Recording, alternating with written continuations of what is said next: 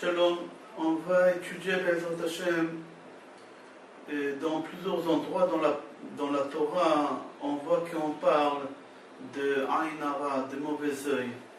Un des endroits, de toutes les façons, on va citer tous les endroits où on parle de Ain Hara. Un des endroits, on voit dans Parashat Balak que Bilam il a voulu faire Ain Hara au Béni Israël, la mauvais œil, pour les maudire. Déjà, il faut comprendre c'est quoi l'œil, pour dire que quelqu'un m'a jeté l'œil, quelqu'un m'a fait l'œil, ou lui il a un œil qui est très fort, etc. Il faut déjà savoir c'est quoi un œil. On dit que l'œil, elle pèse à peu près 30 grammes.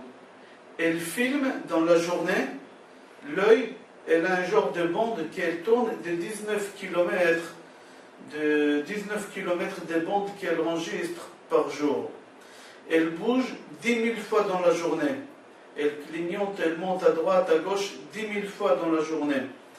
L'œil, c'est quelqu'un avec quoi on observe les choses et on fait pénétrer dans notre tête, dans notre cerveau, dans notre pensée, beaucoup de choses.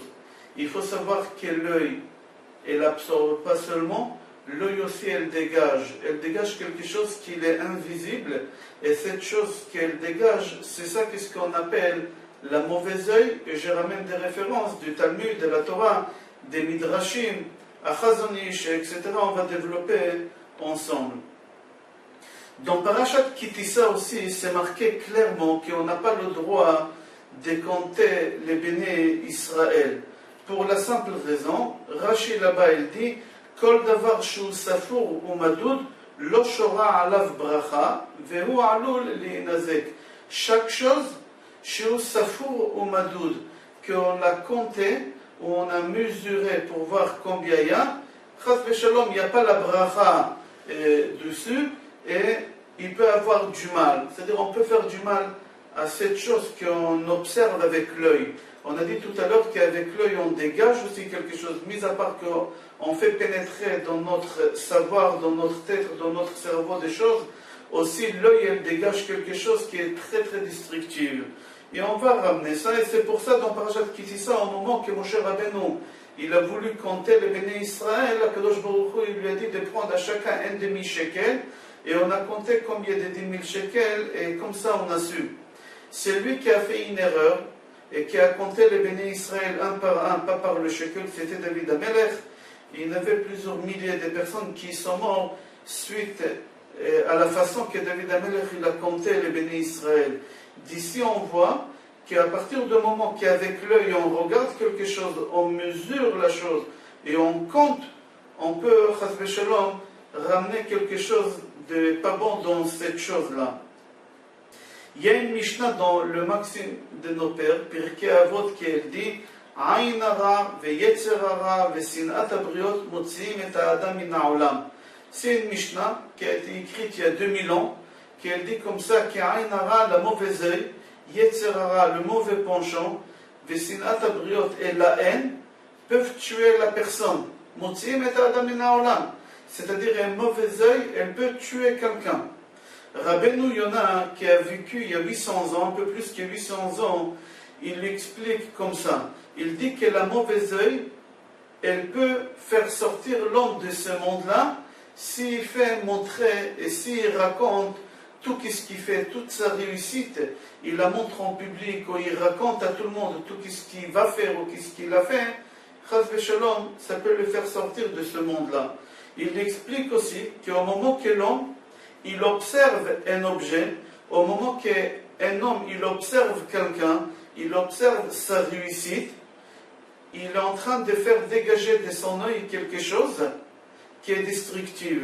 Il appelle ça énergiot shluliot, c'est des énergies négatives.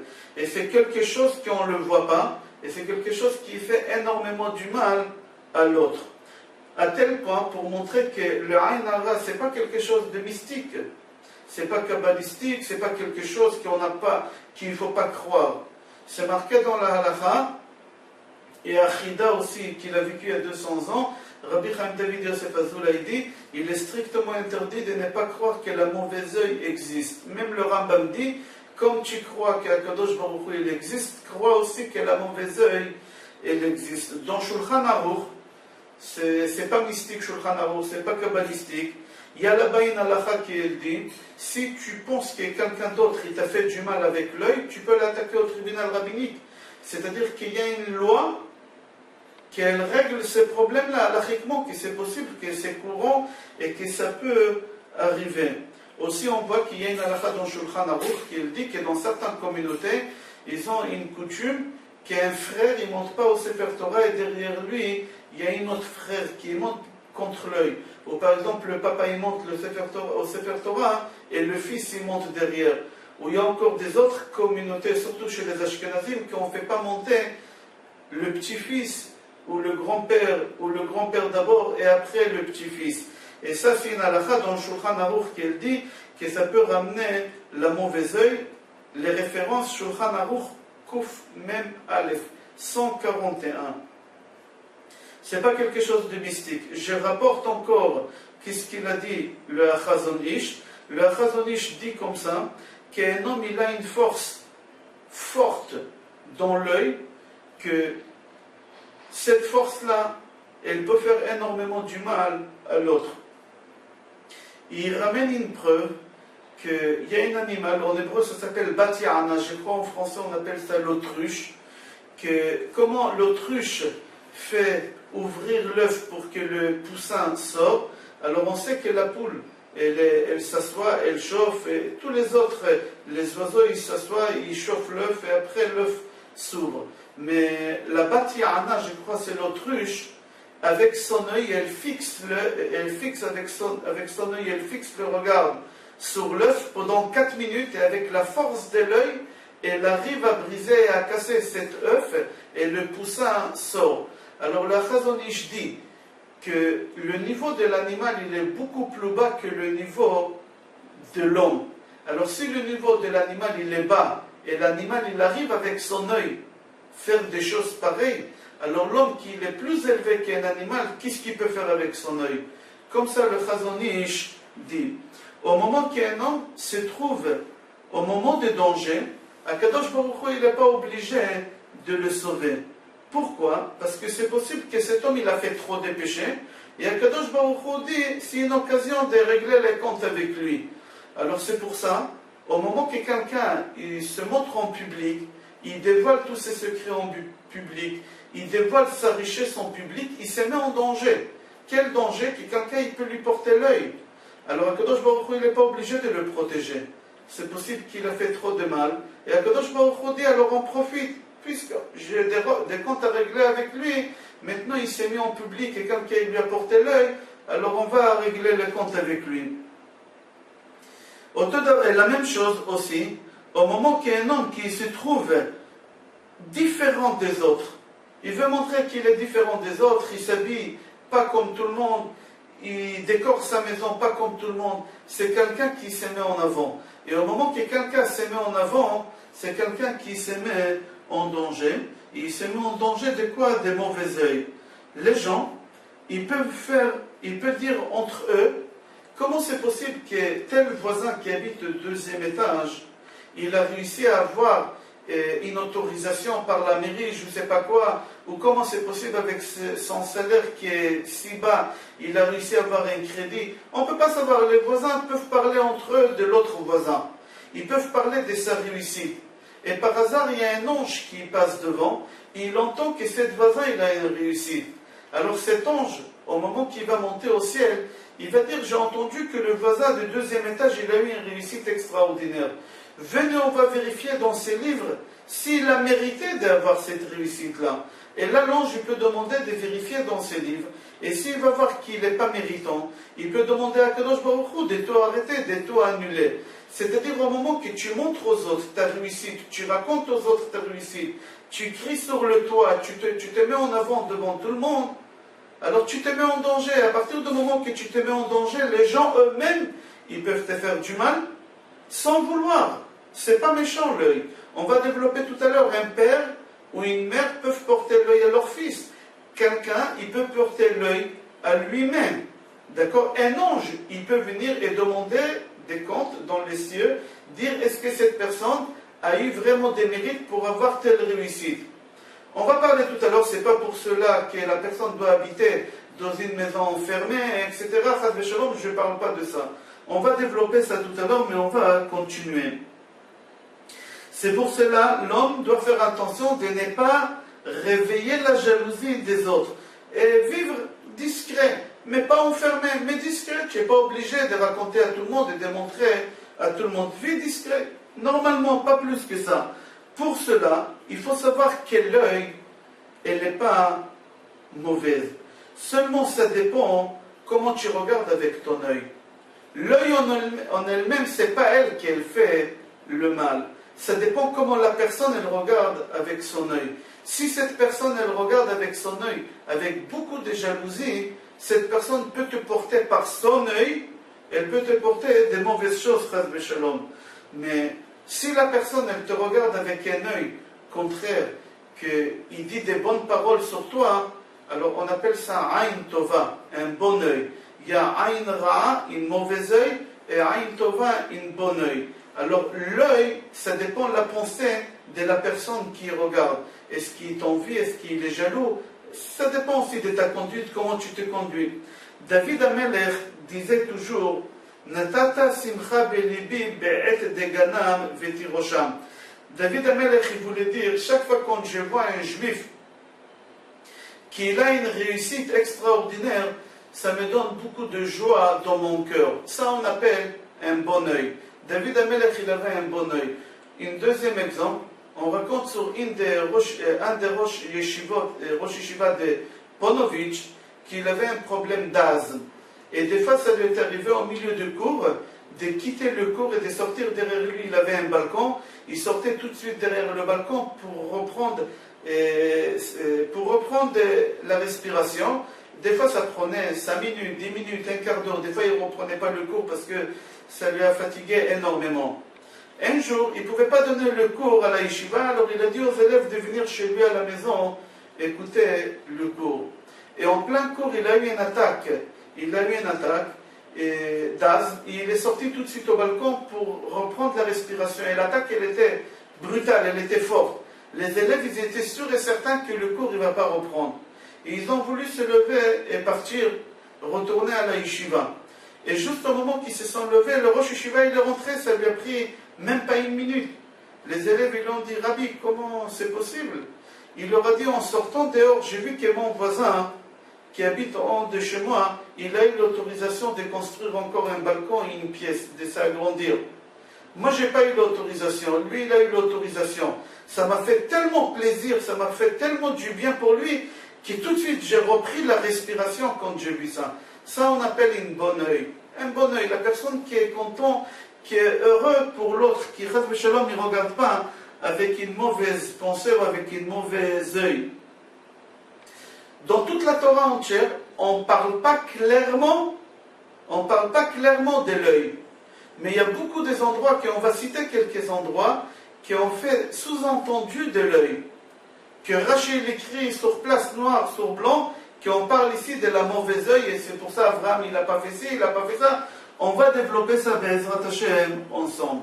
Il faut savoir que le membre le plus important qu'on a dans le corps, c'est l'œil. Pourquoi? On va expliquer ça. Et un homme, Akadosh Baruch Hu, il lui a donné les 5 sens. Le sens le plus bas, c'est le toucher. Après, c'est le goût. Après, c'est l'odorat. Après, c'est le sang. Et après, c'est la vue. Pourquoi j'ai dit en ordre de bas au haut? Parce qu'Akadosh Baruch Hu, il a donné ces forces-là, et il a placé ces forces dans notre corps avec de plus faible au plus fort. Quand je me mets debout, mes mains ils sont en bas. Et la force de toucher le plus bas, c'est dans les mains. Quand je veux toucher quelque chose qui est chaud, qui est froid, quelque chose qui est lisse, qui n'est pas lisse, c'est dans la main. Alors quand je me mets debout, la chose la plus bas, c'est en bas, la main. Après, dans notre tête, on a 7 portes. Et on a dedans encore 4 sens. Le sens le plus bas des 4, c'est le goût. Alors c'est la bouche. Après, c'est l'odorat. après c'est le son, et après c'est la vue. La preuve aussi, au moment qu'on fait la Havdalah, Motzei Shabbat, on fait la bracha de Boré Priya Gefen, après Boré Mine Besamim, et après Boré Meoré Haesh. Et c'est le même ordre que de plus bas et on va au plus fort. D'abord on fait Boré Priya Gefen, le goût. Après Boré Isbe ou Atse Besamim, c'est l'odorat. Et après Boré Meoré Haesh, on regarde le feu. Boré Meoré Haesh, et on voit que même les brachot, ils ont des plus faibles au plus fort. C'est-à-dire que le sens le plus fort qu'on a dans le corps, c'est dans les yeux. C'est-à-dire l'œil, il a une force, cette force, elle est extraordinaire. Je m'explique. Comme on a des forces, quelqu'un il est capable de marcher 10 km sans s'arrêter. En 1h30, à une allure de 4 km/h, il fait 10 km en 1h30, on va dire. Il peut sans s'arrêter. Quelqu'un d'autre, il n'est pas capable. Alors quelqu'un qui a un don de marcher. Il y a quelqu'un qui a un don qui peut parler. Il parle bien, clairement, pendant des heures. Il y a quelqu'un qui a une force dans l'odorat. Ils sont de très très loin les odeurs. Et il y a quelqu'un qui a la force de lever des choses qui sont très très lourdes. Et il y a quelqu'un qui a la force, avec son œil, de voir très loin. Et de voir des choses et dégager de son œil. C'est-à-dire, comme il y a des gens qui ont des dents, qui peuvent les utiliser en bien, ils peuvent aussi les utiliser en mal. Moi, avec ma main, je peux lever quelque chose qui est très très fort. Et aussi, chas v'shalom, je peux frapper aussi très très fort. C'est-à-dire, avec les forces, on peut faire des bonnes choses et des mauvaises choses. Avec mon œil, je peux regarder aussi très très loin. Mais aussi, je peux mettre la mauvaise œil à quelqu'un. Je peux mettre aussi un bon œil sur quelqu'un. C'est-à-dire que les gens, ils ont des forces, c'est des dons que Dieu il a donnés à chacun. Et chaque personne qui a un don, il doit utiliser ces dons-là pour la bonne chose et pas pour la mauvaise chose. Et il y a des gens qui ont des dons pour utiliser. Ils les utilisent dans le bien ou dans le mal. Akadosh Baruch Hu, il nous a donné des ustensiles, qu'avec eux on peut faire des choses qui sont positives et qui sont négatives. On a dit avec la bouche on peut parler, on peut bénir chas v'shalom, ou on peut maudire avec l'œil. On peut regarder les choses objectivement ou chas v'shalom négativement. Au moment que moi je vois quelqu'un qui a un objet, ou que moi je ne l'ai pas, ou je vois quelqu'un qui a une réussite, que moi j'ai réussi, je n'ai pas réussi à avoir cette réussite comme lui il a, alors, chas v'shalom, je peux regarder mauvais et lui mettre l'œil, ou je peux aussi regarder avec un bon œil et être heureux pour cette personne. Et dire cette personne, elle mérite la chose qu'il a. Et là, on ne peut pas lui mettre l'œil. Pourquoi? Parce qu'il n'y a pas de jalousie. Ma vision que je regarde, c'est des bonnes visions. On appelle ça de la bonne œil. Alors maintenant, comment on fait pour ne pas arriver à cette chose de regarder les gens avec une mauvaise œil? Comment on fait? Alors, la première chose, il faut savoir qu'il faut travailler sur la jalousie. Parce que la mauvaise œil, c'est une conséquence de la jalousie. Au moment que moi, je suis jaloux de quelqu'un, suite à ça, il y a la mauvaise œil qui elle vient. Alors, Chachamim conseille d'abord de travailler sur la jalousie. C'est vrai que ce n'est pas facile de dire à quelqu'un, il ne faut pas être jaloux. Alors, comment on fait? C'est un travail, on doit s'entraîner à travailler sur notre jalousie pour arriver à ça. Première chose, il faut voir que l'homme il doit savoir, pour travailler sur sa jalousie, au moment qu'il voit que l'autre il a une réussite que lui il n'a pas, il faut qu'il sache que la vie, le monde où on se trouve, il est rond. La vie c'est une roue. Aujourd'hui lui il a une réussite, hier c'est toi que tu as eu la réussite, hier c'était toi mais avant-hier c'était l'autre voisin. Et la vie c'est une roue. Alors déjà, si aujourd'hui quelqu'un il a quelque chose, il ne faut pas que tu le regardes avec un œil en disant « moi j'ai pas eu cette chose et lui il a ». Alors aussi il faut, Chachamim dit, il faut voir toute la photo, toute l'image entière. Il ne faut pas regarder, se fixer seulement sur sa réussite d'aujourd'hui. Il faut regarder ce bonhomme-là, le pauvre, jusqu'à qu'il a réussi à atteindre qu'est-ce qu'il a atteint. Il a travaillé énormément, il a souffert énormément, que ce soit une réussite dans l'éducation de ses enfants. Mais combien il a galéré, combien il a souffert pour arriver à ce qu'il est arrivé. Il a réussi à acheter une voiture, que moi je n'ai pas la même voiture que lui il a. Mais regarde l'autre côté, pendant combien des années il a marché à pied avec des vélos, avec des bus, avec le métro pour arriver, pour atteindre à ce qu'il est arrivé. Alors au lieu de regarder, de se fixer sur l'image aujourd'hui, regarde qu'est-ce qu'il a passé. Ou regarde pourquoi le pauvre il a besoin de cette voiture. Regarde le pauvre, peut-être, je ne veux pas parler, Ça aurait été mieux peut-être, moi que j'ai pas cette voiture, qu'avoir cette voiture pour la raison, lui, pourquoi il a acheté cette voiture. Et je me fais comprendre. Alors ne te fixe pas en regardant une seule chose. Essaie de regarder toute l'image, tout entière pour comprendre le pourquoi et quoi. Et à partir du moment que tu vas voir toute l'image, c'est possible que tu ne seras pas jaloux de ce bonhomme. Pas seulement tu ne seras pas jaloux de ce bonhomme, tu auras de la pitié pour lui. Et après, ça viendra à la bonne œil pour cette personne. On dit comme ça que le futur, personne ne peut savoir. Le futur, personne ne peut savoir. Mais sache seulement une seule chose, que na raïti vegam zakanti velo raïti adam shekol chayav vrudim. Dans Birkat Hamazon on dit na raïti vegam zakanti velo raïti tzadik ne'eza vezaro mevakesh lachem. J'étais jeune un jour et aujourd'hui j'ai vécu, j'ai arrivé à 80 ans et pendant toute ma vie d'expérience, j'ai pas vu quelqu'un qui était dans le droit chemin de la Torah. Il avait un manque de parnassa, comme ça on dit dans Birkat Hamazon. Moi j'ai lu dans un livre un Rav qui dit comme ça, un Rav Rosenblum, il dit comme ça, que j'étais jeune, aujourd'hui j'ai 80 ans, et jamais j'ai vu quelqu'un qui toute sa vie elle était rose. Alors pour cela, on n'a pas le droit d'envier quelqu'un, ou d'avoir de la jalousie pour quelqu'un, parce que sa vie, le pauvre, elle n'était pas aussi rose, et peut-être elle ne sera pas rose, ou elle n'était pas rose, comme on l'imagine. Alors c'est pour ça que Chachamim dit qu'il faut travailler du côté de la jalousie en disant il faut que je regarde toute la photo, toute l'image de la personne et comme ça tu n'auras pas de la jalousie contre ce bonhomme. Et pas seulement tu n'auras pas la jalousie, tu auras de la pitié pour cette personne-là. Au moment que tu regardes la réussite de ton voisin ou quelque chose qu'il a acheté, il faut regarder cette chose objectivement. On n'a pas le droit, chas v'shalom, des côtés négatifs. Il faut se fixer et regarder la chose objectivement. Pourquoi? Parce qu'on dit qu'il faut savoir que la jalousie, c'est quelque chose de très très pointu. C'est-à-dire quoi? Au moment qu'on est jaloux de quelqu'un, parce qu'on se fixe sur cette chose-là, mais au moment qu'on va élargir notre pensée, notre vision et notre regard, alors la jalousie, elle va partir. La jalousie, parce qu'on se fixe sur quelque chose. Et c'est pour ça, tu dois te dire, certes, lui, il a réussi, il a eu cette autorisation, il s'est acheté cette voiture. Mais moi, par rapport à lui, j'ai beaucoup de choses que lui, il n'a pas. J'ai beaucoup de choses que lui, il n'a pas, le pauvre. Alors toi, tu auras de la pitié.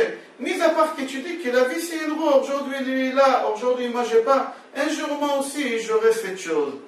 Alors, il faut savoir, Chachamim disent que la mauvaise œil vient de quoi? De la jalousie. Alors toi, tu dois faire en sorte que les gens ils ne soient pas jaloux de toi. Parce qu'au moment que les gens ils sont jaloux de toi, alors il y a la mauvaise œil qui vient. Et chas v'shalom, si la mauvaise œil arrive, c'est quelque chose qui est très très destructif. Et on va expliquer cette chose-là. Au moment que tu as des réussites, il ne faut pas les raconter à personne. Pourquoi? Quand en France on dit vivons cachés, vivons heureux, ils ont pris ça de la Torah, tout a été pris de la Torah. C'est la Gemara qui dit ça. C'est Chachamim qui dit ça. On va développer tout à l'heure, d'après la Torah, ce proverbe qu'on dit vivons cachés, vivons heureux. C'est marqué dans le Talmud. Tout à l'heure, on va ramener les références de ce proverbe-là. La Torah aussi, et dans le Talmud aussi, tout à l'heure j'ai dit qu'on n'a pas le droit de raconter des réussites. Je sais que c'est très très difficile de ne pas parler. À partir du moment qu'on a ouvert un magasin, et encore un deuxième magasin, et encore un troisième magasin, et on a envie de raconter, on a envie que tout le monde voit qu'on a réussi, on a envie de montrer à tout le monde qu'on est des gens, qu'on est capables, qu'on peut nous faire confiance. Mais vivons cachés, vivons heureux. Vivons cachés, vivons heureux. La Torah, elle nous a donné aussi quelques conseils. Quand je dis la Torah, c'est dans le Talmud. Elle nous a donné quelques conseils pour avoir une bonne parnassa, quoi faire et quoi pas faire pour sa parnassa. Il y a des métiers, excusez-moi de ce terme-là, qui font crever les yeux des autres. Comme ça, la Gemara dit, à l'époque, les gens, ils fabriquaient des cruches. Toutes sortes de cruches, des moyens, des petites, des grandes, des énormes. C'est comme aujourd'hui les vases. Et à l'époque, les gens, ils vendaient des cruches parce que les gens, ils stockaient dedans le vin ou toutes sortes d'alcool, ils mettaient dedans, c'était très très courant. Et les cruches, ça prend énormément de place. Et il faut savoir qu'une cruche, les bénéfices sont très très minimes, très minimes, les pourcentages des bénéfices. Et au moment que tu construis des cruches, dans ton magasin, tu fabriques des cruches, et dans ton magasin, il y a des rayons. Quelqu'un peut passer et voir des rayons entiers des cruches. Et lui, il ne sait pas combien tu gagnes. Lui, dans sa tête, il imagine que quoi? Que tu dois être millionnaire. Regarde, il y a des centaines et des centaines de cruches. C'est des allées, des mètres, des dizaines de mètres des cruches. Certainement, tu es millionnaire, toi. Comme ça, la personne pense. Mais en vrai, au moment où tu vas voir que la place que ça prend une cruche, et le loyer que tu dois payer en mètre carré du magasin que tu as, et les bénéfices, comment il est minime, à la fin, qu'est-ce qui va te rester? Tu as du mal à finir le mois. Mais les gens, ils ne savent pas ça. Les gens, ils ne savent pas. C'est pour ça que la Gemara dit, au moment que tu veux travailler sur quelque chose, et gagner ta vie, essaye de faire un travail sur quelque chose qui n'est pas visible à l'œil des gens. Essaye de ne pas travailler quelque chose que les gens, ils vont regarder, ils vont taper avec leur œil sur ta marchandise. La Gemara, elle conseille de vendre des choses qui sont très petites, que tu peux les cacher, que tu peux avoir un petit showroom, ça suffit, et ne pas avoir une vitrine de plusieurs mètres pour crever les yeux des gens. Si on peut pas, on va expliquer comment il faut faire pour être protégé de l'œil. La Gemara, elle ramène plusieurs sortes de choses comme ça. On a dit tout à l'heure que dans la Torah, ce n'est pas marqué clairement Aïn hara, mauvais œil. Pourquoi? Pourquoi ce n'est pas marqué clairement dans la Torah le mauvais œil? Pourquoi c'est Rashi, le Radak, Barthénora, si ça va dans les Mishnayot, les Tosfot, si c'est dans le Talmud, le Zohar HaKadosh, ils ramènent des explications qu'ici on parle de mauvais œil, mais la Torah en elle-même, elle ne parle pas de mauvais œil clair. Pour la simple raison qu'un homme peut vivre 70 ans, 80 ans, 90 ans, jusqu'à 120 ans, et n'est pas chas v'shalom avoir quelque chose de mauvais œil. Pourquoi? Et quand est-ce c'est possible? À partir du moment que la personne vit pudiquement. Quand je dis pudiquement, c'est-à-dire il ne montre pas en public sa vie, il ne raconte pas à tout le monde, il ne montre pas à tout le monde, il ne fait pas trop de bruit, trop de choses. La Gemara dit, pourquoi dans la Torah on ne parle pas de mauvais œil? Parce que c'est possible d'être sauvé des mauvais œil. Et c'est pour ça que la Torah, elle n'a pas parlé en direct et en clair des mauvais œil. Il faut savoir, je dis au début du cours, que la mauvaise œil, ce n'est pas quelque chose de mystique. C'est quelque chose qui est entre un homme et son ami. La mauvaise œil, c'est un résultat de jalousie. La jalousie, ça commence par la haine. C'est-à-dire qu'il y a une graine qu'on met, on plante, on met de l'eau, on arrose, après il y a le tronc qui sort, après il y a les branches, et après il y a les feuilles, et après il y a les fruits. Les fruits, c'est mauvais œil. Après, il y a les feuilles, que la Gemara dit que c'est la jalousie. Après, il y a les branches, que c'est la haine. Il faut faire très attention à ne pas arriver à ce stade-là. La Gemara raconte que Rabbi Yochanan, c'était un des hommes les plus beaux au monde. L'homme le plus beau au monde, c'était Yosef Hatzadik. La Gemara dit, Asara kabin shel yofi yardu la'olam, Tisha natal Yosef, ve'achat kol ha'olam kulo. Rabbi Yochanan, c'était un des hommes les plus beaux au monde. Et la Gemara raconte que lui, il avait l'habitude de s'asseoir devant la porte du mikvé des femmes. Le soir, quand les femmes partaient au mikvé, les femmes juives, quand ils partaient au mikvé, au moment qu'ils sortaient du mikvé, la première personne qu'elle voyait, au moment qu'ils sortaient du mikvé, il voyait le visage de Rabbi Yochanan. Et pourquoi? Rabbi Yochanan, il était tellement beau que Rabbi Yochanan, il a dit, moi je veux que les femmes juives, quand ils sortent du mikvé, ils me regardent, ils regardent ma beauté, comme ça les enfants qui vont ramener, ce sera des beaux enfants, comme ça les enfants d'Israël, ils vont être beaux. Je ne veux pas rentrer maintenant dans cette polémique, on n'a pas le droit de se mettre devant un mikvé au moment que la femme sort. La femme, au moment qu'elle sort du mikvé, la première personne qu'elle va voir, c'est son mari. Je ne veux pas rentrer dans ça. Mais Chachamim, ils lui ont posé la question à Rabbi Yochanan. Tu te mets devant la porte parce que tu es un bel homme, tu veux que les femmes te regardent. Mais tu n'as pas peur de l'œil. Tu n'as pas peur de l'œil. Amar lahem Rabbi Yochanan, il leur a répondu, Ana mizara de Yosef Tzadika de la shalta be'ena bisha. Ana, moi, mizara de la descendance de Yosef Tzadik. Le plus beau homme du monde, c'était Yosef Tzadik, je suis de sa descendance. Et Yosef Tzadik, la shalta be'ena bisha, la mauvaise œil, elle ne peut pas l'atteindre. Pourquoi? On va expliquer tout à l'heure les brachot que Yaakov Avinu il a donné à Yosef et à ses enfants Ephraim et Menachem. Au moment que Yaakov il a béni tous les tribus dans Parashat Vayechi, on voit que Yaakov il a béni tous ses enfants, les 12 enfants. À chacun il a donné une bracha différente, que ce soit Zevulun, Lechof, Yamin, Yushkon, Issachar, Hamor, Garem, etc. Il a béni Yosef quoi? Des mauvais œils. Pourquoi uniquement Yosef il a béni des mauvais œils? Parce que Yaakov il savait que Yosef il a besoin d'une protection. Il avait besoin d'une protection parce qu'il avait une beauté exceptionnelle et il n'a pas besoin d'avoir peur, comme ça il lui a dit. Il n'a pas besoin d'avoir peur, mais les autres tribus, ils doivent avoir peur. Que ce soit Zvouloun avec toute sa richesse, comment il était riche, il doit avoir peur. Mais Yosef, mon fils, je l'ai béni contre l'œil. Là-bas, la Gemara, elle ramène plusieurs choses qu'on peut faire, mais ici dans le cours, on va ramener 2 ou 3 choses maximum, que c'est contre l'œil, ou pour se protéger de l'œil, ou pour celui qui croit que l'œil elle a atteint déjà, que c'est trop tard. Ok? On va expliquer. La Gemara dit comme ça. Celui qui a peur d'être atteint de mauvais œil, ou celui qui il croit qu'il est atteint de mauvais œil, il veut retirer le mauvais œil. Alors je m'explique. Il faut savoir que nous les Juifs, on a eu les 7 bergers. Avraham, Yitzhak, Yaakov, Moshe, Aaron, Yosef et David. Alors on dit comme ça, que on a aussi dans notre tête 7 portes. On a l'œil, les 2 yeux, les deux oreilles, les 2 narines et la bouche. Alors on va commencer à compter. Je commence par l'œil droit. 1, 2, 3, 4, 5, 6. La narine gauche, elle représente qui parmi les 7 bergers? Yosef. J'ai dit Avraham, Yitzhak, Yaakov, Moshe, Aaron, Yosef et David. Yosef c'est le 6e.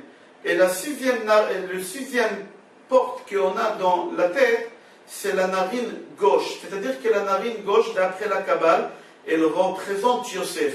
Alors le Zohar dit il faut fermer l'œil droit, avec l'œil gauche, regarder la narine gauche, et dire Ana mizara de Yosef Tzadika de la Shaltabe Ena Bisha. Je suis de la descendance, on peut dire ça en français, je suis de la descendance de Yosef Tzadik, que la mauvaise œil ne peut pas l'atteindre. On répète ça 3 fois, et ça protège de l'œil. Et celui qui croit que l'œil, elle a atteint déjà, au moment qu'il fait ça, ça l'enlève l'œil, ça lui retire l'œil. Comme ça, la Gemara a dit, il faut savoir que la Gemara, c'est pas mystique. La Gemara, elle explique ça comme ça. La Gemara dit, celui qui veut retirer l'œil ou se protéger l'œil, qui lit le Mizmor de Tehillim 31, Lamed Aleph 3 fois. Et après 3 fois, il répète encore, Va'ani tefilati lecha Hashem et ratzon. C'est la prière qu'on fait à Mincha de Shabbat. Qu'est-ce que ces paroles-là? Va'ani tefilati lecha Hashem et ratzon. On ne continue pas, on arrête là. Comme ça, la Gemara dit, c'est la deuxième chose que je rapporte pour être protégé de l'œil. On continue la troisième chose que j'ai dit, on dira tout à l'heure. Vous savez, on va ramener quelques références dans la Torah qu'on voit que nos pères, Abraham, Yitzhak et Yaakov, ils ont eu très très peur de l'œil. Pas n'importe qui. Abraham, Yitzhak, Yaakov, nos pères, ils ont eu très très peur de l'œil. Yaakov, par exemple, Abir Yaakov, on l'appelle. Au moment qu'il retourne de chez son beau-père pour retourner en Israël, il rencontre qui, sur la route, il rencontre Esav. Et Esav, il voit Yaakov avec tous ses enfants, avec tous ses troupeaux. Il demande à Yaakov, Makola iladim ha'eled, c'est à qui tous ces enfants-là? Yaakov, il a eu peur de l'œil, il ne s'attendait pas. Son frère, il est jaloux. Son frère, il a la haine. D'abord, la haine, on a dit après la jalousie. Il a la haine contre lui, il veut le tuer. Ça fait 21 années qu'il essaye de le tuer. Il est jaloux de lui, qu'il a autant d'enfants, Bléanara, il a peur de l'œil. Qu'est-ce qu'il lui répond?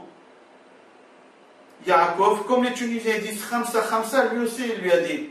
Mais le problème qu'il est tunisien, quand ils disent Khamsa, Khamsa, c'est vrai que ça marche. Mais il faut savoir c'est quoi Khamsa. Je vais ramener 2 ou 3 références de chiffre 5 d'après la Torah. Et Yaakov, il lui a dit Khamsa, Khamsa. Comment? Yaakov, il lui répond, regardez dans la Torah, il lui dit comme ça Ha yeladim asher chananoti. Ha, hey. Hey, c'est le chiffre 5. Le Ben Ishraï dit que le chiffre 5 et la lettre Hey, ça protège de l'œil. Mais comment? Il faut prendre une plaque d'argent et graver dessus la lettre Hey. Et porter sur soi, comme ça le Ben Ishraï dit. Le Ben Ishraï, je cite à l'intérieur de Ben Ishraï, il dit comme ça, Ot Hey ktuva aluach magash kesef, a kesef mesamel la chesed, il dit que la plaque d'argent, ça représente le chesed. Et le chesed, ça protège de l'œil. Et si tu rajoutes la lettre Hey, qui est la lettre Hey, le chiffre 5, il protège de l'œil. Comme ça le Ben Ishraï dit. Et le Ben Ishraï dit que Yaakov Avinu, il a utilisé ce chiffre 5 là quand il lui a dit Hayeladim asher chananoti, Hayeladim, le Hey Haïdia, le chiffre 5 qu'il a utilisé. Au moment qu'il y a un homme, il est fier, il est orgueilleux. Et il dit à tous ses amis, à ses voisins, à sa famille, moi et moi et moi et moi. J'ai dit tout à l'heure qu'il y a un ange qui peut passer devant et dire celui-là, il dit moi et moi, il a eu tellement de choses, mais il n'est pas méritant ce bonhomme-là. On sait qu'il a fait ci et ça et ça et ça. Il ne mérite pas. Qu'est-ce qu'ils font? Ils montent au ciel, ces malachim, et ils disent à Kadosh Baruch Hu, comment tu as pu donner à ces bonhommes-là ça et ça et ça et ça? Certes, Akadosh Baruch Hu, il savait, il n'a pas besoin des malachim de le rappeler. Mais nous, on est les enfants de Hachem. Hachem, il nous aime tellement, même qu'on a fait une bêtise, il veut nous donner quand même. Mais le problème, c'est que les malachim, ils viennent, ils sont mekatregim, ils parlent du mal. Et Akadosh Baruch Hu, il n'a pas le choix, il est obligé de retirer ces choses-là qu'il a données à cette personne. C'est pour cela, la Gemara dit comme ça, il faut être pudique, ne pas parler, il ne t'arrivera rien du tout. Comme ça la Gemara dit. Et si tu parles, lui, l'œil peut t'arriver et l'œil, elle existe. Comme ça la Gemara dit. Aïn, la lettre Aïn et l'œil, la valeur numérique, c'est 130 de Aïn. 130.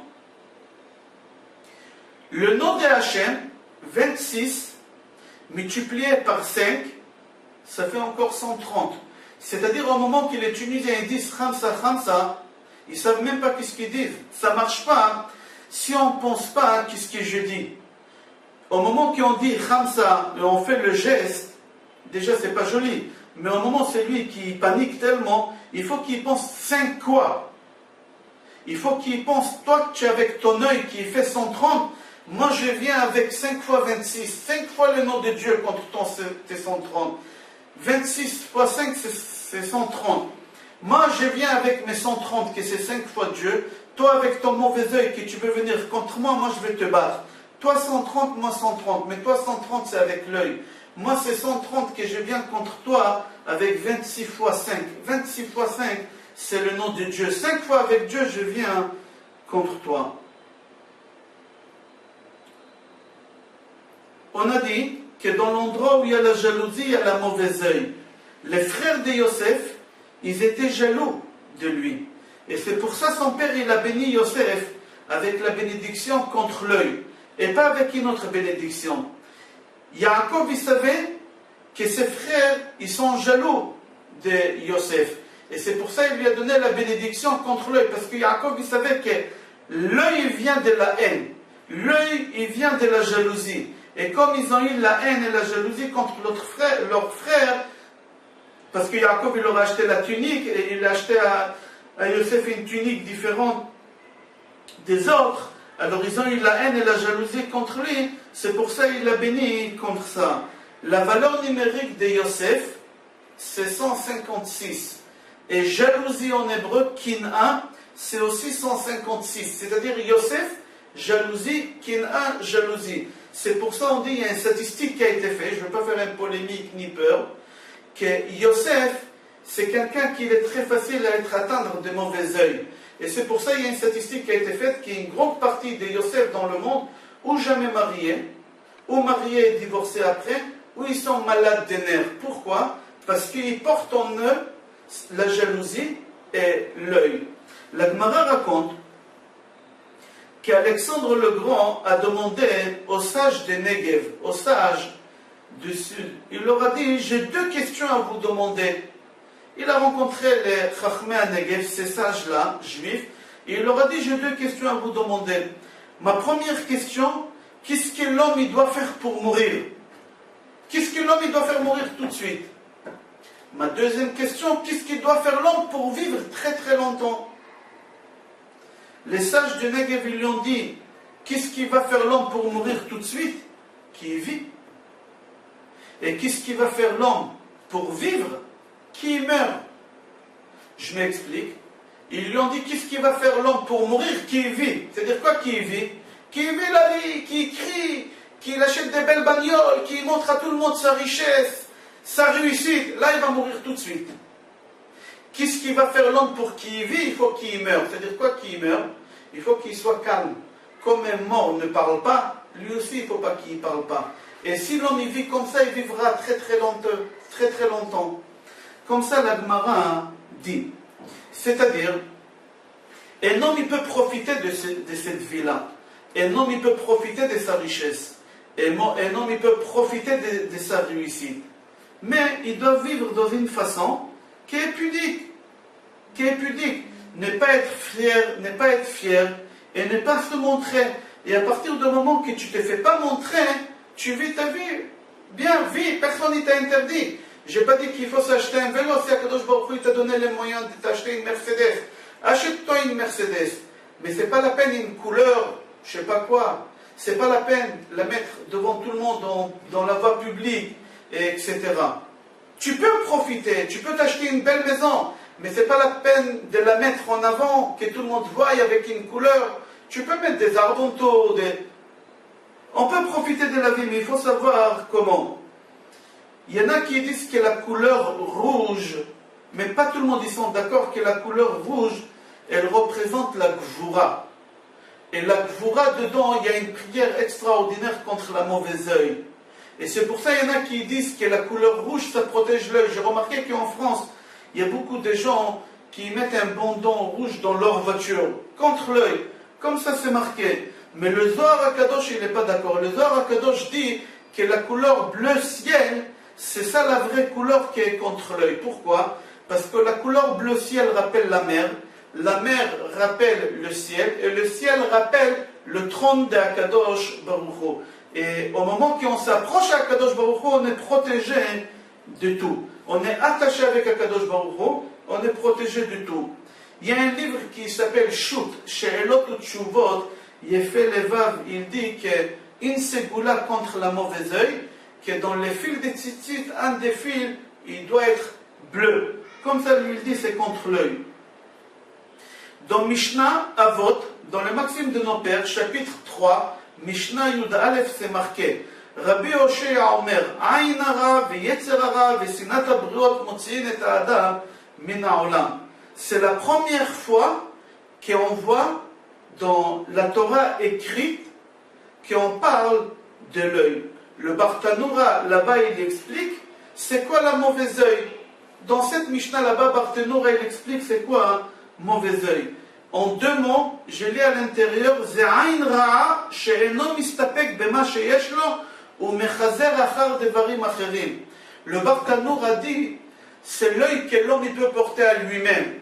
C'est-à-dire, je m'explique, un œil, le voisin il peut porter, ton collègue il peut porter l'œil, un père il peut porter à ses enfants l'œil, une mère à ses enfants. C'est pas mauvais l'œil, c'est pas méchant. C'est la jalousie, tout le monde il peut être jaloux, c'est pas méchant d'être jaloux, c'est pas beau, certes, mais c'est pas méchant. Un père il peut faire à son fils, une mère à sa fille. Un homme il peut faire à lui-même le mauvais œil, comme ça le Bartanour a dit. Le Bartanour a dit comment un homme il peut porter l'œil à lui-même si l'homme ne se satisfait pas avec ce qu'il a, il veut encore et encore et encore. C'est ça la Mishnah de Maxime de nos pères, Père Gimel Mishnah Yud Aleph. Rabbi Yoshua Omer, Aïn hara ve'yetzer hara ve'sinat habriot motziim et ha'adam min ha'olam. Le Bartanour a dit comme ça, Aïn ra'a she'eno mistapek bema she'esh lo. C'est quelqu'un qui ne se satisfait pas avec ce qu'Akadosh Baruch Hu, il lui a donné, ve'mechazer achar dvarim acherim. Il essaye de chercher encore et encore et encore.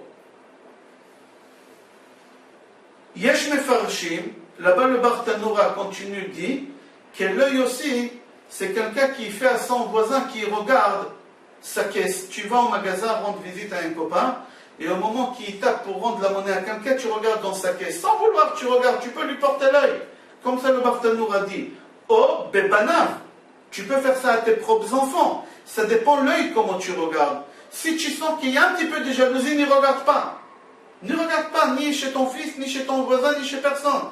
Mais si tu sens que tu as un bon cœur, que tu es content pour lui, qu'il a réussi, et c'est la vérité, tu peux regarder, parce qu'il n'y a pas le mauvais œil.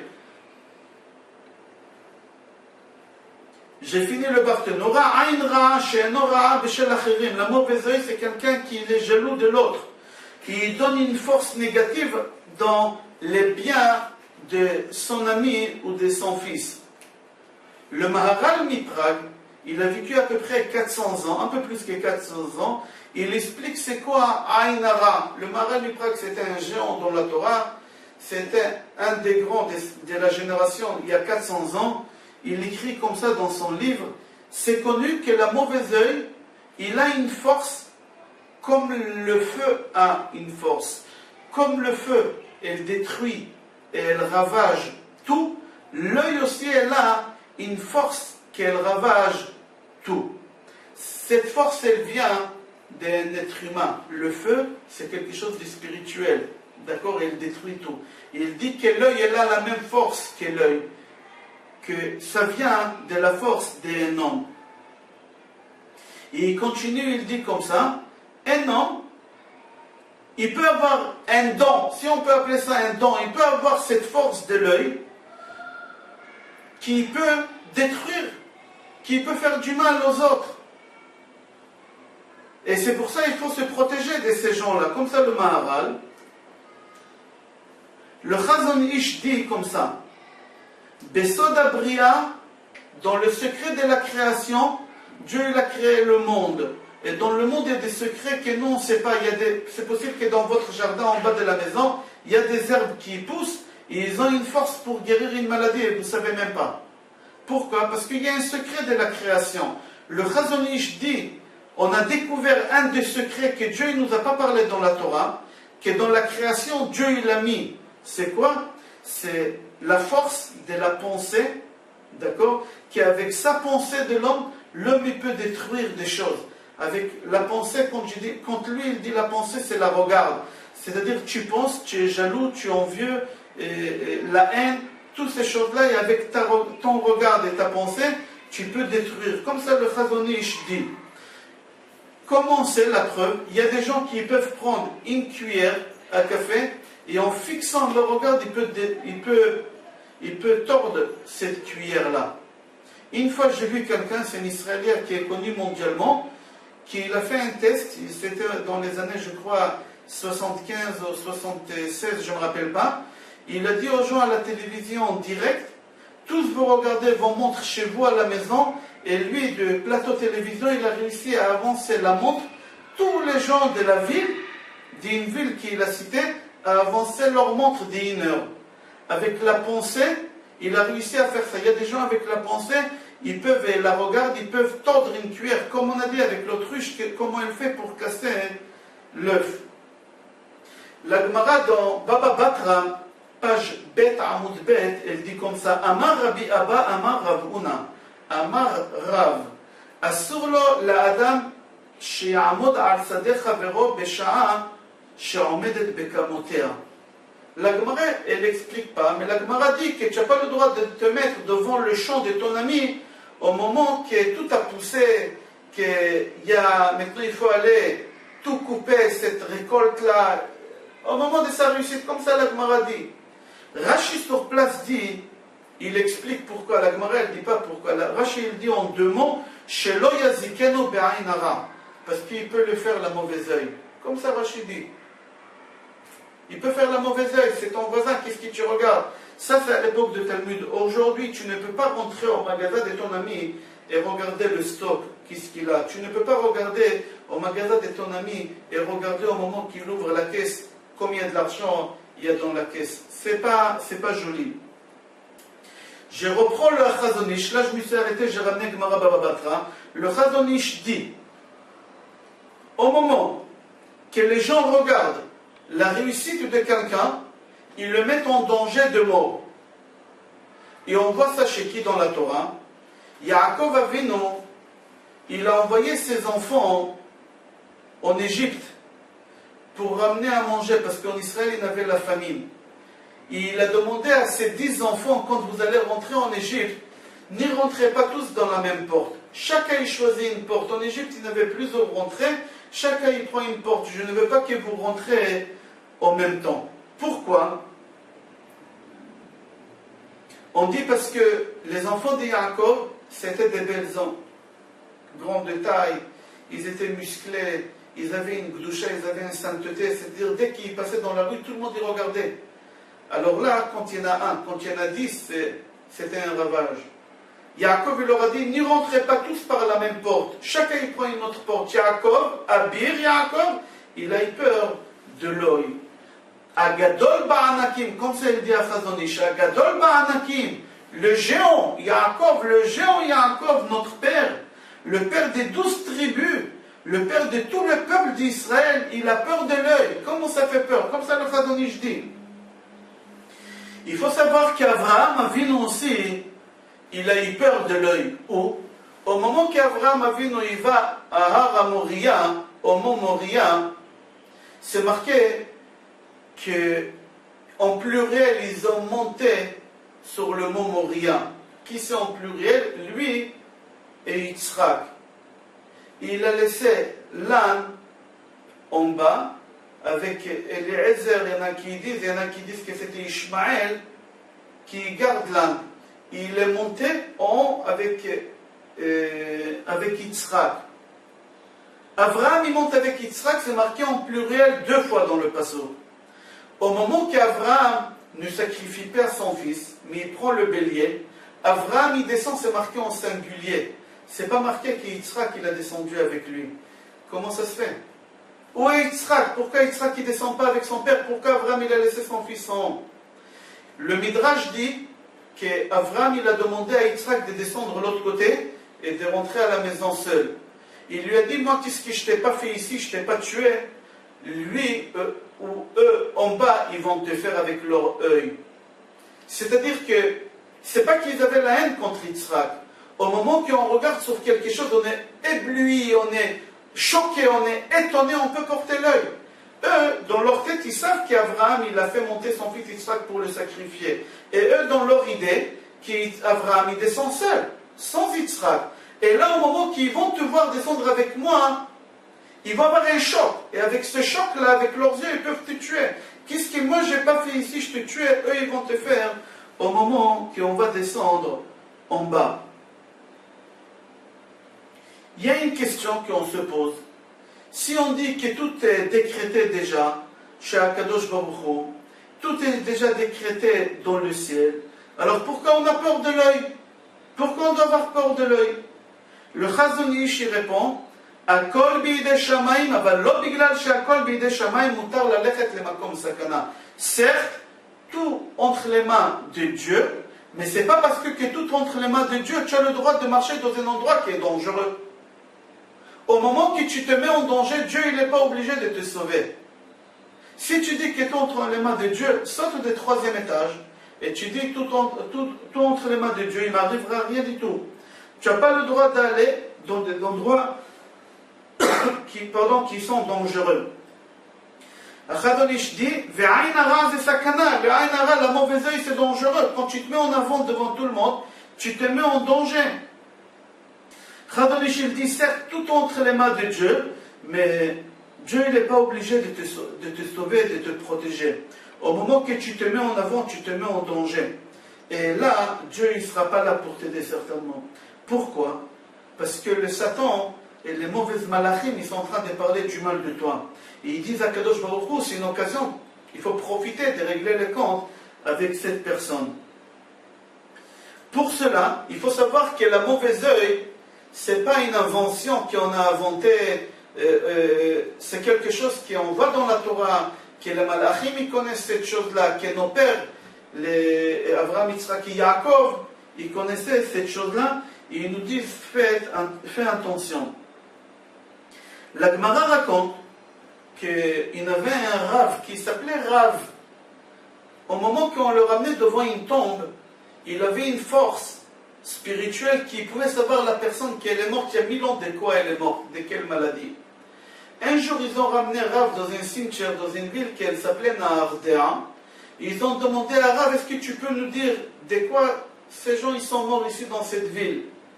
Il a regardé, il leur a dit 99% des gens ici ils sont morts de l'œil. Que ce soit direct ou indirect, je m'explique. Et 1 seul pourcent, ils sont morts des morts naturelles, des vieillesses. C'est-à-dire quoi? Ils sont morts direct ou indirect de l'œil. Il y a des gens qui sont morts d'accidents de voiture. Il y a des gens qui sont morts d'un arrêt cardiaque. Alors là-bas, la Gemara, il explique quelqu'un qui est mort d'arrêt cardiaque, en vrai, il n'est pas mort d'arrêt cardiaque. Il y a quelque chose, il y a une conséquence à ça. C'est quoi? Avant l'arrêt cardiaque, c'est quoi? Que sa femme, elle a vu sa voisine qu'elle s'achetait une cuisine. Elle n'a pas arrêté de demander à son mari de lui rabâcher, achète-moi aussi, achète. Il n'a pas le moyen, il est obligé d'aller prendre des crédits et de s'emprunter pour faire plaisir à sa femme parce qu'elle était jalouse. D'accord? Il s'est acheté cette cuisine. Les autres voisins, ils ont vu qu'il achetait une cuisine à sa femme. Ils l'ont porté l'œil. Lui, avec le problème qu'il a eu, qu'il ne pouvait pas rembourser, il a eu un arrêt cardiaque, il est mort. C'est-à-dire, l'œil des deux côtés, ils sont venus. D'où que sa femme, elle a eu l'œil que la voisine, elle a acheté, et que les voisins, ils l'ont porté l'œil qu'il a acheté à sa femme. Et conséquence à ça, Kadosh Baruch Hu, il lui a donné un arrêt cardiaque, il est mort. Comme ça, la Gemara, il explique. À Chazonish dit, si à Yom Kippour, ça a été décrété sur quelqu'un de mourir cette année, Akadosh Baruch Hu, il va le tuer avec l'œil. Comme ça, le Chazonish dit. Il y a une grande chance que cette personne, Akadosh Baruch Hu, il va le tuer avec l'œil. Mais certes, on voit que pas tout le monde meurt comme ça de l'œil. C'est des maladies, mais il faut savoir qu'il faut aller chercher ces maladies d'où ils sont venus. Et à la fin, vous allez arriver, c'était quoi? C'était l'œil. C'était la jalousie. C'est-à-dire qu'on peut mourir de toutes sortes de maladies, mais la mauvaise œil, c'est ça la conséquence de toutes les maladies, et on va ramener la preuve de la Torah. Pour cela, la Gemara dit que l'homme il doit protéger, préserver sa femme, sa famille, ses enfants, ses biens, qu'il ne se met pas en avant, en public, que tout le monde voit. Pourquoi? Parce qu'il met sa famille, il se met lui-même, il met ses biens en danger. La Gemara dit comme ça, qu'un homme qui est intelligent, qui est sage, il ne faut pas qu'il raconte rien. Il ne faut pas qu'il raconte sa vie. Il ne faut pas qu'il raconte sa vie, rien du tout. Il faut qu'il s'éloigne du feu, la Gemara dit. C'est quoi le feu? C'est la mauvaise œil. C'est toutes les forces négatives qu'un homme fait dégager de son œil qui sont invisibles. Comme ça le Chazonish dit. Le Chazonish dit que l'homme il dégage de son œil une force invisible, et cette force c'est un feu destructif. Comme ça le Chazonish dit. Et c'est lui qui est bête, et l'homme qui est bête, il allume le feu chez lui à la maison. Et c'est quoi le feu? Il raconte à voix haute à tout le monde, ça réussit, c'est bien, et etc. Le Chida Kadosh, on l'a cité tout à l'heure, il a vécu à 200 ans, il faut mettre en place les gens qui disent que je ne crois pas à l'œil. L'œil existe. Rabbi Haim Falaji dit aussi, comme la Achida Kadosh, comme tu crois que Dieu existe, tu dois croire que l'œil existe. Mais seulement, Man de kapid kabdinan ba'ade. La Gemara dit, tout celui qui est là toute la journée à se protéger de l'œil, à avoir peur de l'œil, il parle de l'œil, etc. Akadosh Baruch Hu, il n'aime pas. Man de kapid, celui qui est trop sur l'œil, Akadosh Baruch Hu, il va lui envoyer l'œil par force. Kabdinan ba'ade. Akadosh Baruch Hu, il lui règle le compte. Il faut vivre normalement. Tu n'es pas obligé de raconter ta vie. Si tu racontes ta vie, ça ne s'appelle pas que tu vis normalement. Vivre normalement, ce n'est pas parler. Et l'œil, il n'arrivera pas. Même si après les gens, ils voient qu'est-ce que tu as d'eux-mêmes, ils ne peuvent pas t'atteindre. Pourquoi? Parce que tu vis normalement. Et si tu vis normalement, le feu ne peut pas t'atteindre. Comme ça, c'est marqué. Il y a des gens qui, pendant toute leur vie, ils vivent dans une panique et qui disent, celui-là, il m'a mis l'œil, celui-là, il m'a mis l'œil, celui-là, je ne veux pas l'inviter au mariage de mon fils, à la bat mitzvah de mon fils. Pourquoi? Parce que son œil est louche un peu, et ce bonhomme il porte l'œil, et tout celui qui fréquente, ils ont toutes ces choses-là. Il faut savoir qu'on n'a pas le droit de vivre comme ça. La Gemara dit, Tsarich lachiot shvil zahav. Il faut vivre normalement. Pas avoir peur de l'œil, et pas, d'accord, vivre avec l'œil tout le temps. Il ne faut pas s'enfermer dans une pièce et dire, je ne sors pas. Je ne sors pas. La Gemara Baba Metzia, page Membet, dit comme ça, Amar Rav Yitzchak, Ena bracha metsuya ela bedavar asamui min ha'ain. Le proverbe que je vous ai dit tout à l'heure, que les Français disent vivons cachés, vivons heureux, je vous ai dit que je vais vous donner la référence, c'est le Talmud, qui a été écrit il y a 2000 ans, Baba Metzia, page Membet, dit comme ça, Rav Yitzchak dit que la réussite et la bénédiction, elle se trouve seulement ceux qui vivent cachés. Si tu veux être heureux, il faut vivre une vie qui est cachée. La Gemara dit là-bas, celui qui vit caché, la bracha, elle est beaucoup plus facile à atteindre et à pénétrer chez lui à la maison. Pourquoi? Parce qu'au moment que quelqu'un vit, il met sa vie en public, la bracha, même qu'elle veut pénétrer en lui, elle a du mal à pénétrer. Pourquoi? Parce qu'elle est remplie déjà de l'œil. Alors un homme qui vit et qui ne raconte pas sa vie en public, alors c'est vide encore. Alors la bénédiction, elle a une kéli, elle a une ustensile pour pouvoir pénétrer. Alors tu dois choisir, ou tu remplis ton ustensile, avec des yeux, ou tu remplis ton ustensile avec des bénédictions. Alors si tu mets ta vie en public, tous tes biens ils vont être remplis avec des yeux. Ou tu te tais, etc. Comme ça la Gemara a dit là-bas. La Gemara dit, comme tu peux fermer une clé à porte et personne n'y peut pénétrer, tu peux fermer ta maison que la bracha ne pourra pas pénétrer chez toi. Comment? En vivant une vie qui est déballée devant la place publique, devant tout le monde, comme ça. Et tu peux te faire du mal. Un jour, ils ont dit à Rav Steinman, Zecher Tzadik Vekadosh, Livracha Shlita, que le Chazon Ish, il a dit que l'œil n'existe pas. Rav Steinman Shlita a dit que c'est possible qu'à son époque, grâce à lui, il n'avait pas l'œil. Mais à notre époque, aujourd'hui, comment tu peux dire qu'il n'y a pas l'œil?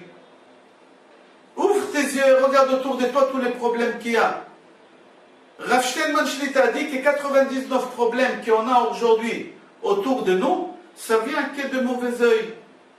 On raconte, un jour, il y a un Avrir Kolel qui avait des jumeaux. Il est parti voir Rav Steinman, il a dit, s'il vous plaît, monsieur le rabbin, faites-moi une bracha, je crois que les gens ils sont jaloux de moi et ça va me porter l'œil.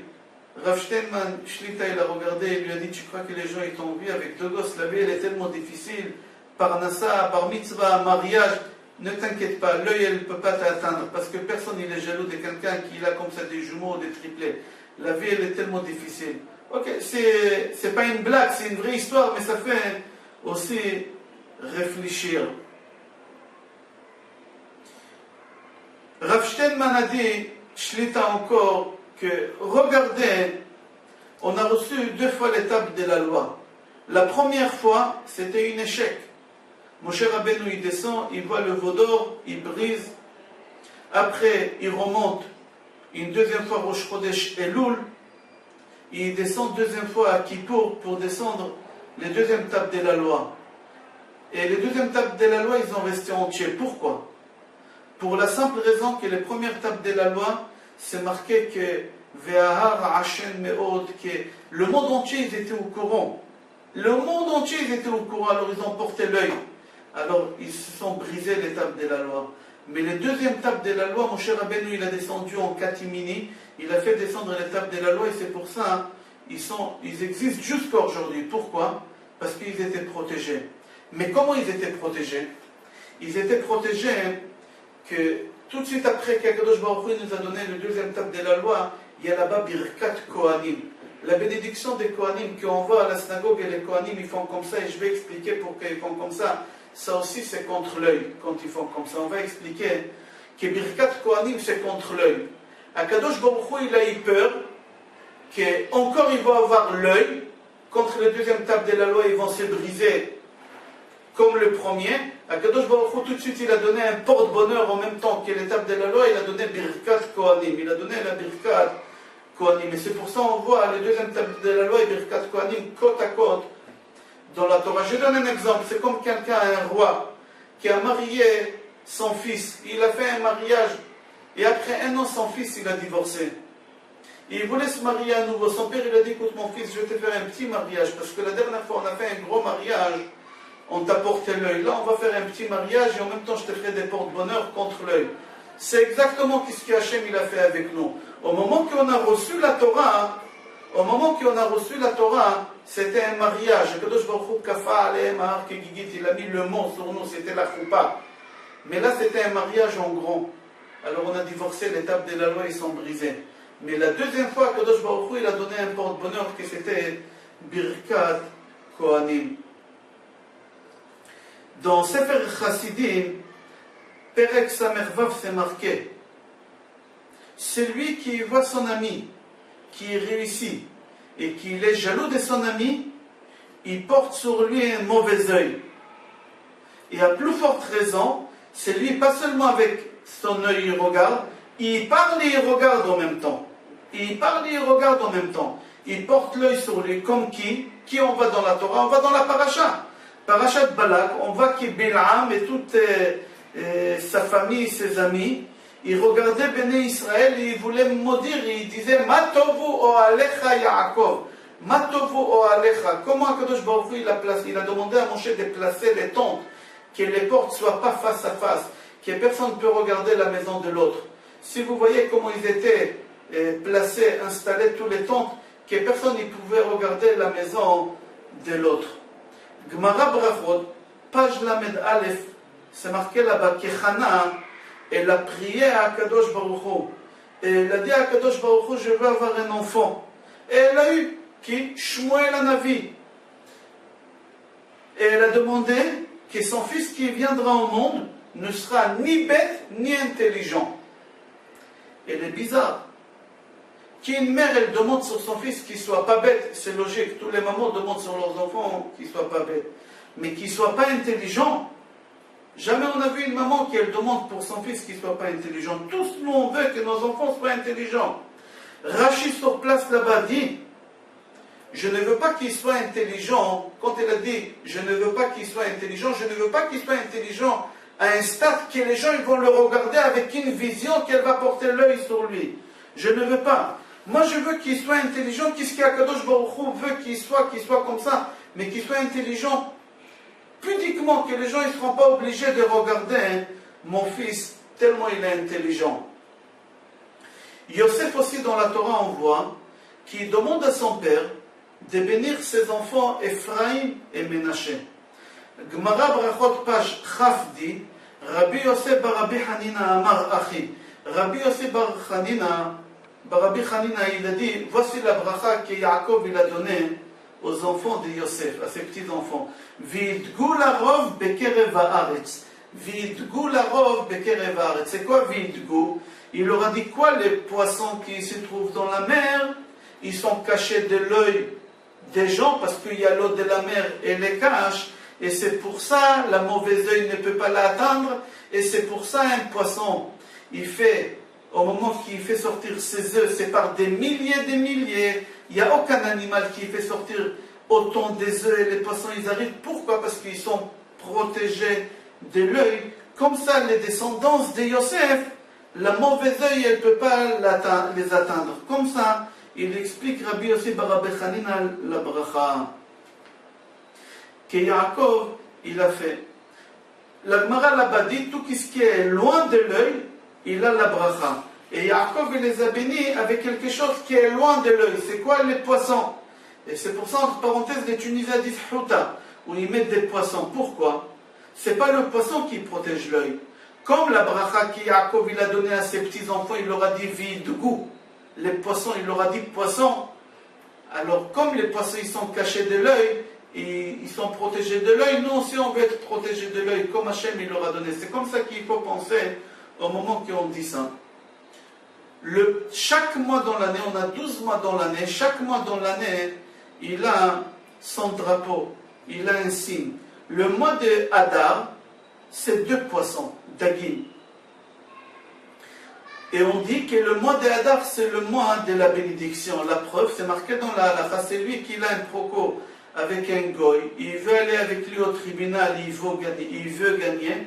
Ça serait bien de faire en sorte que passer au tribunal au mois de Hadar. Pourquoi? Parce que le mois de Hadar, c'est un mois qui est protégé. Et ce mois-ci, puisqu'il est protégé, le mazal de Béné Israël, il se trouve en hauteur. Alors profitez de passer au tribunal. D'accord? Ce mois-ci, c'est un bon mazal avec un bon signe. C'est quoi le signe? C'est le poisson. On voit que tous les animaux doivent faire nourrir leurs enfants au moment qu'ils viennent au monde. Mais il y a un seul animal dans le monde qui ne fait pas nourrir ses enfants. Dès que ses enfants ils viennent au monde, ils se débrouillent seuls. Qui c'est? Les poissons. Pourquoi? Parce qu'il n'a pas l'œil. Quelqu'un qui l'œil est atteint, il a du mal à avoir sa parnassa. Alors il faut que les parents aident. Mais au moment que la personne n'a pas l'œil, il n'a pas besoin que ses parents aident. Et les poissons, ils n'ont pas l'œil, alors ils n'ont pas besoin que les parents seront là pour les aider. On voit aussi sur Esther, on a Megillat Esther qui ont lié à Purim. Esther Amalka, c'est marqué Velo egida et ama ve'et moladta. Elle n'a pas dévoilé, elle n'a pas dit à Achashverosh de quelle religion elle est, de quelle famille elle est. Elle était très très discrète, Esther. Et Esther, ça veut dire caché. En vrai, Esther, ce n'était pas son prénom c'était Adassa. Mais on l'a appelée Esther parce qu'elle était discrète, elle était cachée. Et à la fin, elle a réussi à faire tomber tout le monde. Regardez l'histoire des Purim, elle a réussi à faire tout le monde.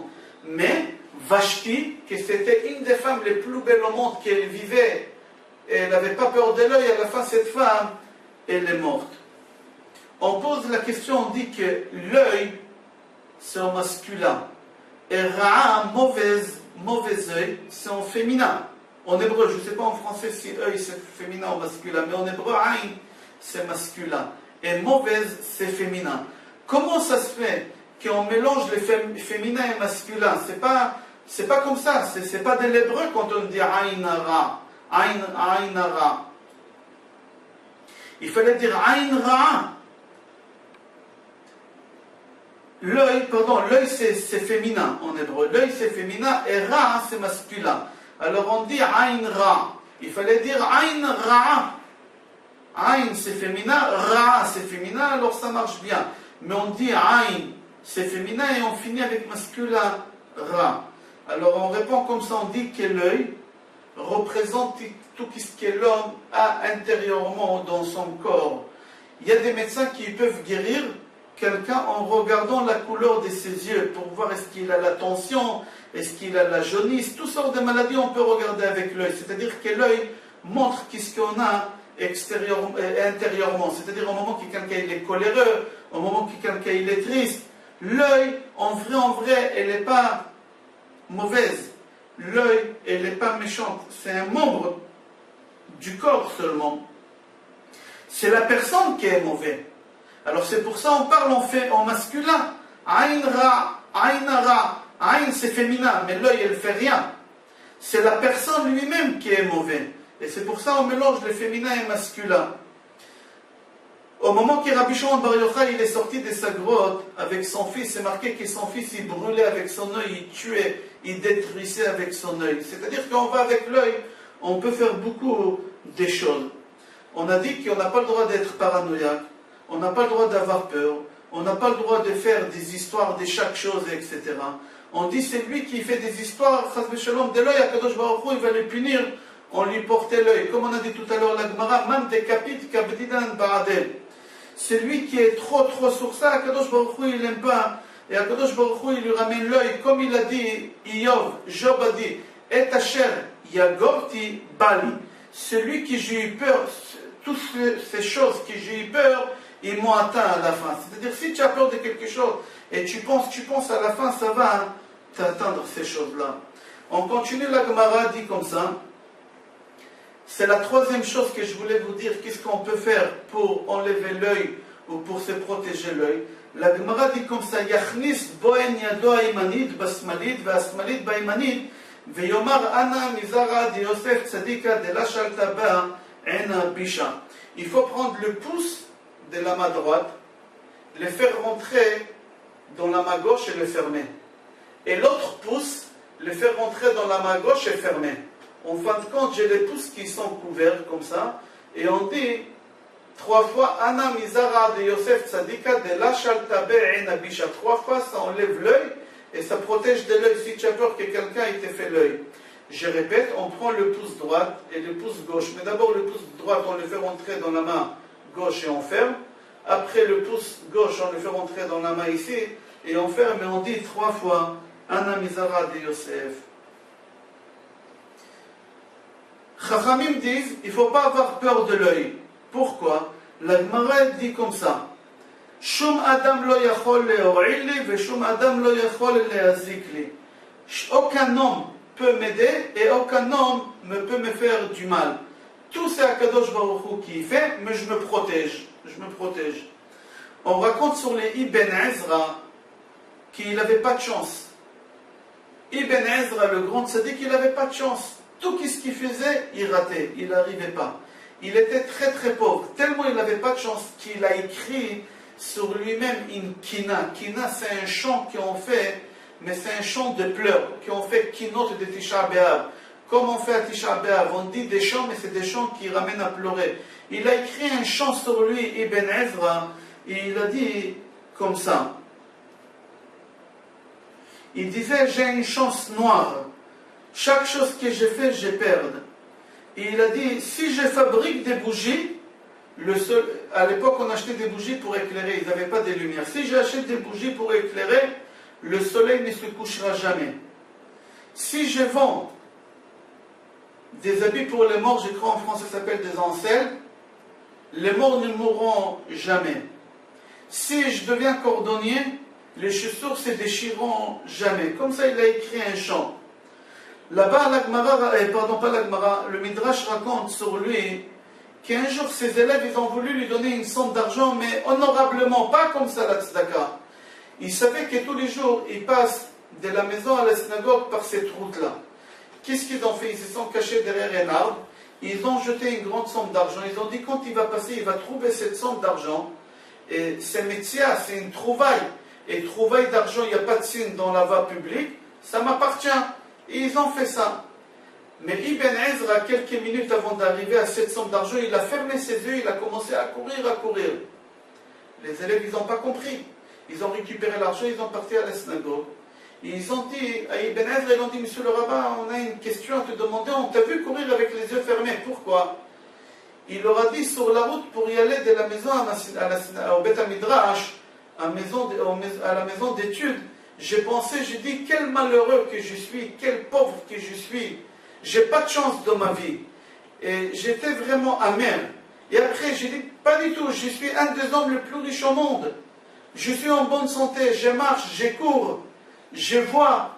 Alors je voulais me montrer à moi-même comment je peux courir, comment je suis heureux. Alors j'ai fermé mes yeux pour montrer à moi-même un aveugle, comment il est malheureux. Et c'est pour ça que j'ai fermé mes yeux. Alors les élèves, ils ont dit alors Rabbi, ta situation elle est tellement grave qu'on n'a pas cru qu'elle vraiment elle est aussi grave que ça. on a essayé de t'aider, on a essayé de faire quelque chose, mais Akadosh Baruch Hu, il a fait en sorte que juste maintenant tu auras cette idée de fermer les yeux et de courir. Sur cela, c'est le pasouk qu'on a dit tout à l'heure. Personne ne peut me faire du bien et personne ne peut me faire du mal. Voilà les élèves de Ibn Ezra, ils ont voulu les faire du bien, ils n'ont pas réussi. Aussi, quelqu'un qui peut te faire du mal, il ne peut pas te faire du mal. Vis avec cette idée, mais vis caché. On voit que, et on a dit depuis le début du cours, que la mauvaise œil, on la rappelle dans plusieurs endroits, que ce soit dans Torah, Nevi'im, Ketuvim, dans le Zohar, dans le Talmud, dans le Mishnah, dans les Midrashim, Bereshit. Rabbah, on voit là-bas que Sarah demande à Agar d'épouser Abraham pour qu'il puisse avoir des enfants. Et c'est marqué là-bas dans le Midrash qu'Agar, elle est tombée enceinte, mais elle a perdu cet enfant. C'est-à-dire Ishmaël, ce n'était pas le premier-né. Agar, elle était enceinte et elle a perdu l'enfant. Et on dit, comment ça se fait que l'enfant il est mort, il n'a pas tenu? Le Mefarshim dit, Sarah natna ba'ina. Sarah, elle lui a mis l'œil. Sarah, tzedek et Sarah imeno. Elle était jalouse quand même. Qu'elle, elle apporte un enfant à son mari, et l'enfant il est tombé, il n'a pas tenu. Dans Sefer Dvarim Parashat Ekev, Perek Zayin, c'est marqué comme ça. Ve'esir Hashem mimcha kol choli. Akadosh Baruch Hu, il enlèvera de toi toutes sortes de maladies. Et maladies, c'est marqué en singulier dans la Torah. En pluriel, toutes sortes, et maladies en singulier. La Gemara Baba Metzia a dit, c'est quoi toutes sortes de maladies et maladies en singulier? Pourquoi? Et elle répond qu'elle dit qu'il y a une maladie qui est dedans, il y a toutes les maladies. Il y a une maladie qui est dangereuse comme toutes les maladies ensemble. Et le Ben Ishraï répond, il dit comme ça, c'est une maladie qu'on doit se protéger, c'est Aïn Hara. Comme ça le Ben Ishraï dit, la mauvaise œil. Dans la mauvaise œil, il y a toutes les maladies. J'ai dit au début, quand quelqu'un meurt de Chazbe Shalom, d'une attaque cardiaque, c'est pas l'attaque cardiaque qui l'a tué. Indirectement, c'est ça qui l'a tué. Mais directement, c'est l'œil. Comme ça le Ben Ishraï dit. Au moment que Moshe Rabbeinu il est monté et faire descendre l'étape de la loi, les malachim ils n'ont pas voulu. Akadosh Baruch Hu il a dit à Moshe Rabbeinu, réponds-leur. Réponds-leur. Tiens mon trône et réponds-leur. Et là Moshe Rabbeinu il leur dit, est-ce que vous avez la jalousie? Est-ce que vous avez le vol? Est-ce que vous avez des parents? C'est marqué dans la Torah, honore ton père et ta mère. Vous n'avez pas toutes ces choses-là. Alors pourquoi vous volez la Torah? Là-bas, le Midrash dit que Moshe Rabbeinu il leur a fait sous-entendre, est-ce que vous avez la jalousie, est-ce que vous avez la mauvaise œil chez vous? Non, vous n'avez pas la mauvaise œil, l'œil. Pourquoi les malachim, ils n'ont pas la mauvaise œil? Parce que les malachim, quand ils regardent quelqu'un, ils regardent avec un bon œil. Ça n'existe pas la mauvaise œil chez eux. Alors, Moshe Rabbeinu il leur a dit, nous on a besoin d'une protection, chez nous on a la mauvaise œil. Et là, ils lui ont dit, d'accord, tu peux prendre la Torah.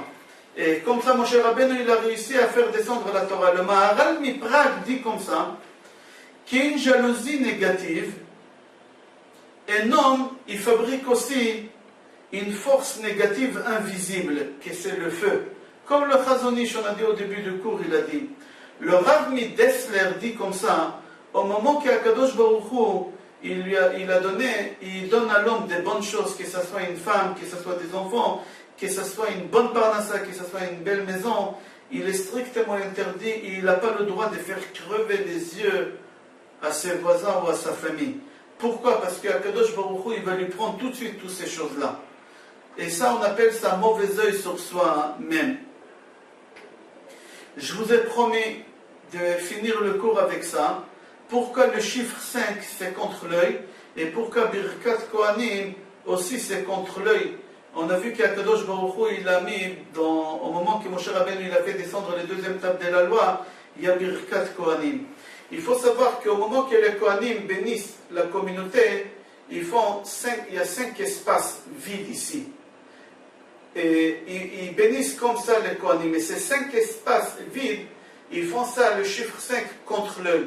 Il y a 1, 2, 3, 4, 5. D'accord? Et là, on a une forme d'œil. On fait comme ça, Birkat Kohanim, il y a une forme d'œil.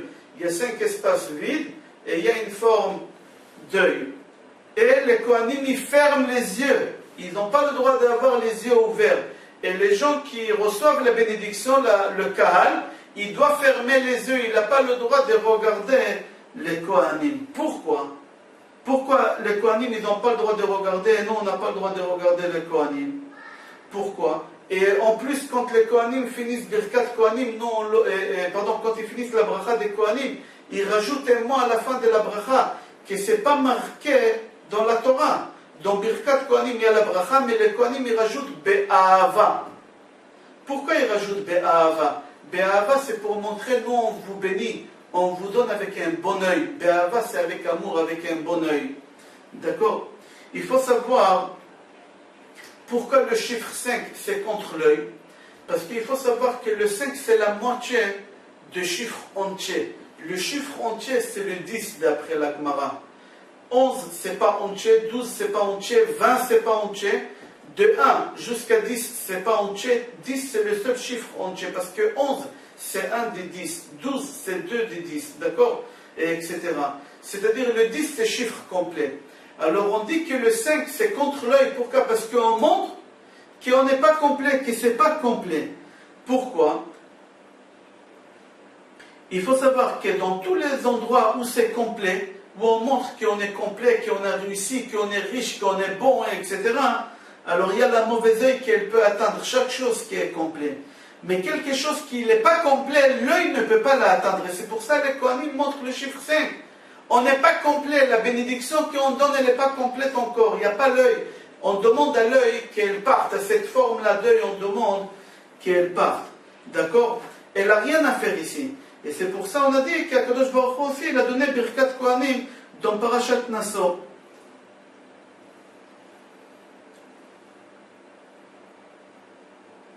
Akadosh Baruch Hu dit lui-même que la bénédiction se trouve seulement dans une chose qui est cachée. Comme il est dit, Ba'asamecha. C'est quoi Ba'asamecha? Quelque chose qui est caché de l'œil. Quelque chose qui n'est pas caché de l'œil, il y a la mauvaise œil. Alors c'est pour ça, on résume le cours, il faut que l'homme vive une vie tout à fait normale. Tout à fait normale. Mais seulement il ne faut pas crier, il ne faut pas raconter, il ne faut pas se mettre en avant. Parce qu'au moment qu'on raconte et qu'on se met en avant, on se met en danger.